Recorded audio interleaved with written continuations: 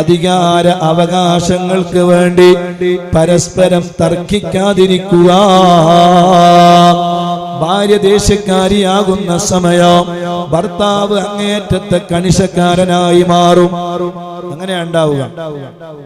ഭാര്യക്ക് ചെറിയൊരു ചൊടി വരുമ്പോ അല്ലെങ്കിൽ ചെറിയൊരു പിണക്കം വരുമ്പോ സുബ്ഹാനല്ലാഹ് ഭർത്താവ് അതിനേക്കാളും വലിയ ഉഷാറാവും. അങ്ങനെയല്ല വേണ്ടേ. ഒരുപക്ഷെ അവർക്കുണ്ടാവും ചില പിണക്കങ്ങളൊക്കെ. അപ്പൊ നമ്മൾ അഡ്ജസ്റ്റ്മെന്റ് ചെയ്യണം. നമ്മുടെ ഭാഗത്ത് എന്തെങ്കിലും ഒരു പിണക്കം ഉണ്ടാകുമ്പോ അത് അഡ്ജസ്റ്റ്മെന്റ് ചെയ്യാൻ ഭാര്യമാർക്ക് കഴിയണം. അതേ പിന്നൊരവസരത്തില് മഹദിയായ അലിയാർ തങ്ങളും ഫാത്തിമ ബീവി റളിയല്ലാഹു അൻഹയും തമ്മിൽ പിണങ്ങിപ്പോയി. പെട്ടെന്ന് അവർക്ക് ഇണങ്ങാൻ കഴിഞ്ഞില്ല. പല പിണക്കങ്ങളും അവര് പെട്ടെന്ന് ഇണങ്ങാറുണ്ട്. ഒരു ദിവസം പിണങ്ങി.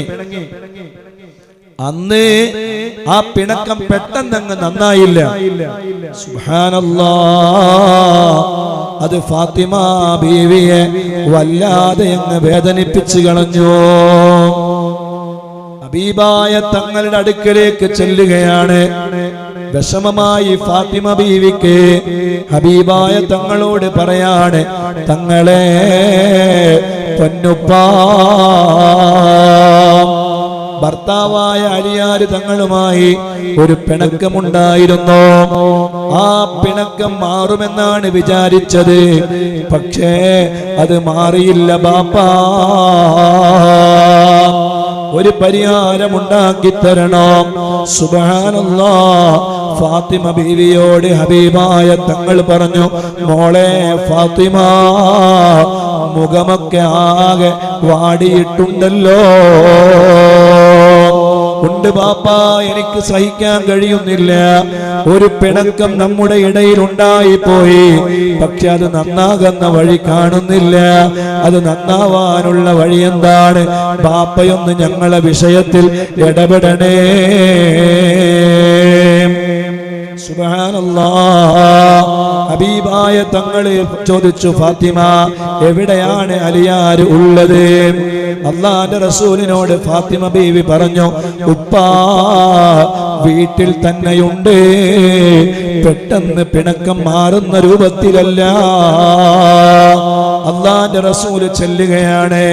ഹബീബായ തങ്ങൾ ചെന്നു. അലിയാർ തങ്ങൾ ഹബീബായ തങ്ങളെ കണ്ടപ്പോ ചാടി അങ്ങ് എഴുന്നേൽക്കുകയാണ്. ഹബീബായ സല്ലല്ലാഹു അലൈഹി വസല്ലം അലിയാർ തങ്ങളോട് സലാം പറയുകയാണ്. അസ്സലാമു അലൈക്കും. അലിയാർ തങ്ങൾ സലാം അടക്കുന്നു. വഅലൈക്കുമുസ്സലാം യാ റസൂലല്ലാഹ്. അതേ ഫാത്തിമ ബീവി റളിയല്ലാഹു അൻഹാ വീട്ടിലെ ജോലികളിൽ ഇങ്ങനെ തിരക്കിലാണ്. ആ ജോലികളിൽ ഏർപ്പെട്ടിരിക്കുന്ന സമയമാണ്. സുബ്ഹാനല്ലാഹ്, ഫാത്തിമ ബീവി ഉപ്പ വന്നു എന്നറിഞ്ഞപ്പോ ഓടിച്ചെന്ന് വാപ്പയെ സ്വീകരിക്കുകയാണ്. എന്നിട്ട് ഫാത്തിമ റളിയല്ലാഹു അൻഹയെയും അലിയാർ തങ്ങളെയും അടിച്ചടുത്ത് വിളിച്ച് ഇരുത്തുന്നു. മുഹമ്മദുർ റസൂലുള്ളാഹ്. സുബ്ഹാനല്ലാഹ്. എന്നിട്ട് ചോദിച്ചു, ഫാത്തിമ എങ്ങനെയുണ്ട് ജീവിതം? വീട്ടിലെ വർത്തമാനങ്ങൾ ചോദിച്ചറിയുകയാണ്.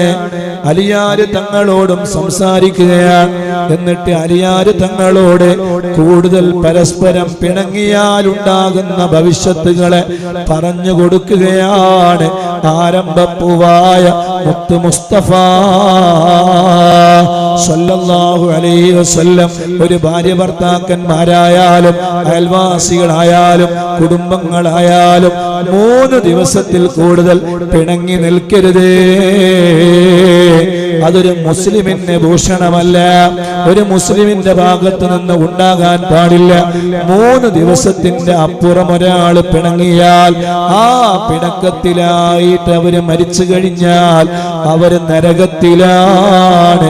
ആരംഭപ്പൂവായ മുത്ത് മുസ്തഫ സ്വല്ലല്ലാഹു അലൈഹി വസല്ലം. അതുകൊണ്ട് പിണങ്ങി നിൽക്കുന്നവരാണോ, ഒന്ന് നന്നാവണേ. നന്നാവാനുള്ള വഴികൾ നമ്മൾ തന്നെയാണ് തുറക്കേണ്ടത്. അവര് തുറക്കും ഇവര് തുറക്കുമെന്ന് കാത്തു നിൽക്കലല്ല, നമ്മൾ തന്നെ അതിന്റെ പരിഹാരം കാണാൻ ശ്രമിക്കണേ. അവർക്കിടയിൽ പരസ്പരം ആ പിണക്കങ്ങൾ തീർത്ത് അല്ലാഹുവിന്റെ റസൂല് ആ വീട്ടിൽ നിന്ന് ഇറങ്ങിപ്പോവുകയാണ്. സുബ്ഹാനല്ലാഹ്. ഹബീബായ തങ്ങൾ പള്ളിയിലേക്ക് വരുമ്പോ ഹബീബായ തങ്ങളുടെ മുഖത്ത് വല്ലാത്തൊരു പുഞ്ചിരി, വല്ലാത്ത മുഖപ്രസന്നത, വല്ലാത്ത സന്തോഷം. ഹബീബായ തങ്ങളോട് സ്വഹാബത്ത് ചോദിച്ചു, നബിയേ ഇന്നെന്താണ് നബിയേ ഒരു വല്ലാത്ത സന്തോഷം മുഖത്ത് കാണുന്നുവല്ലോ? അല്ലാഹുവിന്റെ റസൂൽ പറഞ്ഞു, സ്വഹാബ, എന്റെ പ്രിയപ്പെട്ട മകളായ അലിയതേ ഫാത്തിമ ബീവി റളിയല്ലാഹു അൻഹയും എന്റെ മകളുടെ ഭർത്താവായ അലിയാർ തങ്ങളും ചെറിയൊരു പിണക്കമുണ്ടായിരുന്നു. ആ പിണക്കം നന്നാക്കി കൊടുത്തിട്ടാണ് ഞാൻ വരുന്നത്. അൽഹംദുലില്ലാഹ്, അതിന്റെ സന്തോഷമാണ്.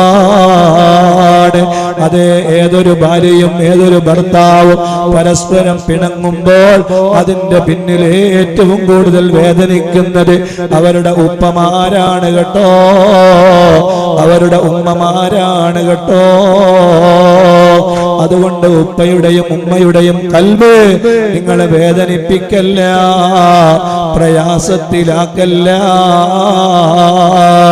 അല്ലാഹുവേ, അഷ്റഫുൽ ഖൽഖായ ആരംഭപ്പൂവായ മുത്ത് മുസ്തഫ സല്ലല്ലാഹു അലൈഹി വസല്ലമ തങ്ങളെ എത്ര സുന്ദരമായിട്ടാണ് അവർക്കിടയിലെ അതേ ഇടപാടുകൾ നടത്തിയത്. ഭാര്യ ഭർത്താക്കന്മാർക്കുള്ള നല്ല ഉപദേശങ്ങൾ ഹബീബായ തങ്ങൾ നൽകുകയാണ്.